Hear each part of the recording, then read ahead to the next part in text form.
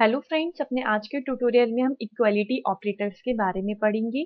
Equality operators की help से हम चेक कर सकते हैं कि क्या हमारे वेरिएबल्स की वैल्यू एक दूसरे के इक्वल है या नहीं। स्टार्ट करते हैं। Equality operators are used to compare two values testing for equivalence. यही मैंने आपको बताया था कि इक्वलिटी ऑपरेटर्स की हेल्प से आप वैल्यूज को चेक कर सकते हैं कि क्या वो एक दूसरे के बराबर हैं या नहीं। इस कैटेगरी में हम कुछ एग्जाम्पल देखते हैं। दो वेरिएबल्स की वैल्यू को इक्वल है या नहीं चेक करने के लिए हम डबल इक्वल्स टू साइन का यूज करते हैं और यही हमारा इक्वलिटी ऑपरेटर होता है। अगर मैं अपने दो वेरिएबल के बीच में ये डबल इक्वल्स टू का साइन लगा दूं तो इसका मतलब ये है कि मैं चेक कर रही हूँ कि क्या वेरिएबल ए की वैल्यू वेरिएबल बी के बराबर है, और अगर वेरिएबल ए की वैल्यू वेरिएबल बी के बराबर है तो हमें ट्रू मिलेगा, अदरवाइज हमें फॉल्स मिलेगा। मान लीजिए अब मैं अपोजिट काम करना चाहती हूँ। यहाँ पे हम इक्विवेलेंस चेक कर रहे थे, अब मैं नॉन इक्वलिटी चेक करना चाहती हूँ। तो इसके लिए आप डबल इक्वल्स टू का साइन ना लगाएं, इसमें आप साइन ऑफ एक्सप्लेनेशन और इक्वल्स टू का साइन लगाएंगे तो ये चेक करता है इज नॉट इक्वल्स टू। अगर आपकी ए की वैल्यू बी के बराबर नहीं है तो आपको ट्रू मिलेगा, अदरवाइज फॉल्स। इस तरीके से आपको समझ में आएगा कि ये दोनों ऑपरेटर एक दूसरे के अपोजिट रिजल्ट देते हैं। इसके बाद मेरा लास्ट ऑपरेटर आता है triple equals to, is identical to. अगर आपके दोनों वेरिएबल की वैल्यू सेम है और दोनों एक ही टाइप के हैं तो आपको इस ऑपरेटर का रिजल्ट ट्रू मिलेगा, अदरवाइज फॉल्स मिलेगा। आइए इन तीनों ऑपरेटर्स के हम एग्जाम्पल देख लेते हैं। यहाँ पे मान लीजिए मैंने एक वेरिएबल लिया,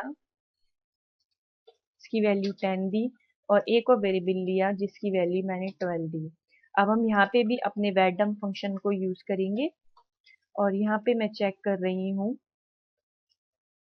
कि a इक्वल्स टू b। मैं चेक करना चाहती हूँ कि क्या a की वैल्यू b के बराबर है या नहीं।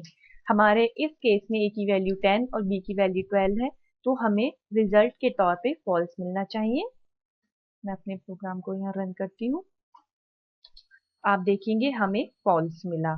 अगर अब मान लीजिए मैं a की वैल्यू को 10 कर मान लीजिए यहाँ पे मैं b की वैल्यू को भी 10 कर देती हूँ, स्क्रिप्ट को सेव करती हूँ और यहाँ पे मैं फिर से एग्जीक्यूट करती हूँ तो आप देखेंगे रिजल्ट अब हमारा ट्रू हो गया है क्योंकि a और b दोनों वेरिएबल्स की वैल्यू इक्वल है और 10 है। यहाँ पे मान लीजिए अब हम नॉन इक्वलिटी चेक करना चाहते हैं तो एक इक्वल्स टू का साइन हटा के मैंने साइन ऑफ एक्सप्लेनेशन लगाया। ये चेक करेगा अब कि a की वैल्यू b के बराबर नहीं है। अगर a की वैल्यू b के बराबर है तो हमें फॉल्स मिलेगा, अदरवाइज ट्रू। सेव किया स्क्रिप्ट को और मैं रन करती हूँ। आप देखेंगे यहाँ पे हमें फॉल्स मिला। ऐसा इसलिए क्योंकि यहाँ पे हम नॉन इक्वलिटी के लिए चेक कर रहे थे, यहाँ पे मैंने इस ऑपरेटर को यूज किया था, इसलिए दोनों वैल्यूज के इक्वल होने पर मुझे फॉल्स मिला। इसके बाद मैंने आपको एक और ऑपरेटर बताया था ट्रिपल इक्वल्स टू, जो ये चेक करता है कि आपके वेरिएबल आइडेंटिकल है या नहीं। मतलब कि अगर आपके वेरिएबल्स की वैल्यू एक दूसरे के इक्वल है और वो दोनों वेरिएबल एक ही टाइप के हैं तो ये ऑपरेटर आपको ट्रू देगा, अदरवाइज फॉल्स। यहाँ पे मैं क्या करती हूँ, जो मेरा a वेरिएबल है उसे 10 ही रहने देती हूँ और b की वैल्यू को मैं डबल कोट्स में कर देती हूँ। अब ये मेरी स्ट्रिंग बन गई है। ठीक, और यहाँ पे मैं डबल इक्वल्स टू ऑपरेटर को यूज करती हूँ और सेकंड लाइन में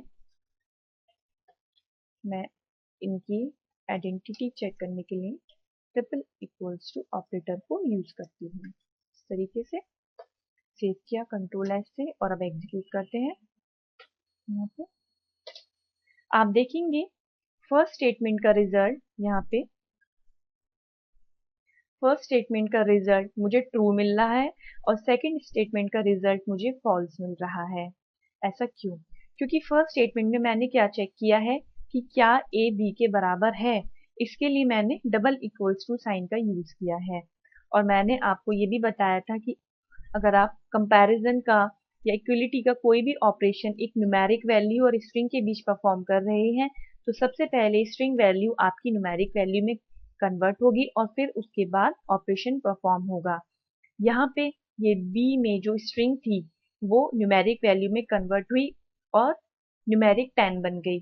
फिर हमारा कंपैरिजन हुआ, क्या 10 10 के बराबर है? यस, इसलिए मुझे फर्स्ट स्टेटमेंट का रिजल्ट ट्रू मिला। सेकंड स्टेटमेंट में हम इक्वलिटी चेक कर रहे थे, इसका रिजल्ट हमें फॉल्स मिला है। ऐसा क्यों? क्योंकि ए और बी दोनों अलग अलग टाइप के वेरिएबल हैं। ए मेरा इंटीजर टाइप का वेरिएबल है और बी मेरा स्ट्रिंग टाइप का वेरिएबल है। और हमारा ये ऑपरेटर यही कहता है कि अगर दोनों वैल्यूज बराबर हैं और एक ही टाइप की हैं तो ही ये ट्रू देगा।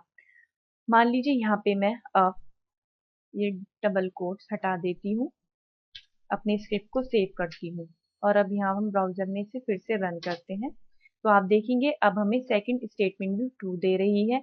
ऐसा इसलिए क्योंकि अब ए और बी की वैल्यू बराबर भी है और ये दोनों वेरिएबल एक ही टाइप के हैं।